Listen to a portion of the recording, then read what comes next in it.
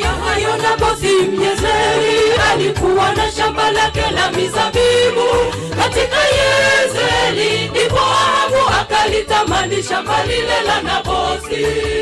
Akamwambia Nabothi, nipe shamba lako la mizabibu.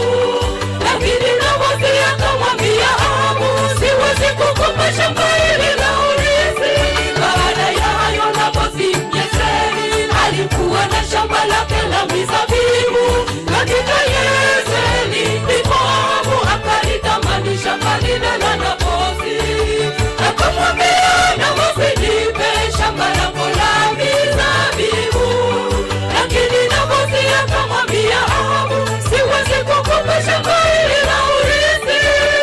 Jihadhari rafiki, angalia jamani, yaweza angamiza. Mwombe Mungu ni mwingi wa rehema, wakati wataka yeye atakupatia.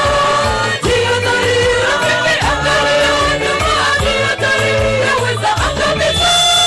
Mwombe Mungu ni mwingi wa rehema, wakati wataka yeye atakupatia.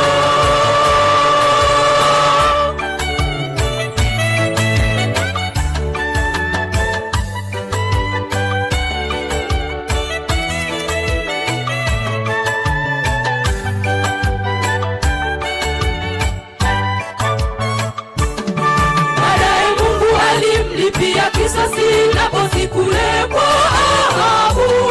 Na ndivyo ilivyo, Mungu hapendezwi kamwe na mambo mabaya tunayoyatenda. Tuyatende yaliyo mema, hakika atatubariki. Tunapoyatenda mabaya atatupatiliza kama alivyotenda kule kwa Ahabu. Baadaye Mungu alimlipia kisasi Nabothi kule kwa Ahabu. Na ndivyo ilivyo, Mungu hapendezwi kamwe na mambo mabaya tunayoyatenda. Tuyatende yaliyo mema, hakika atatubariki. Tunapoyatenda mabaya atatupatiliza kama alivyotenda kule kwa Ahabu. Jihadhari rafiki, angalia jamani, yaweza angamiza. Mwombe Mungu ni mwingi wa rehema, wakati wataka yeye atakupatia. Jihadhari rafiki, angalia jamani, yaweza angamiza. Mwombe Mungu ni mwingi wa rehema, wakati wataka yeye atakupatia.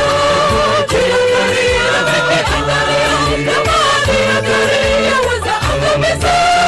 Mwombe Mungu ni mwingi wa rehema, wakati wataka yeye atakupatia.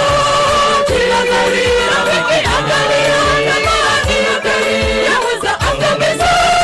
Mwombe Mungu ni mwingi wa rehema, wakati wataka yeye atakupatia. Jihadhari rafiki, angalia jamani, yaweza angamiza. Mwombe Mungu ni mwingi wa rehema, wakati wataka yeye atakupatia.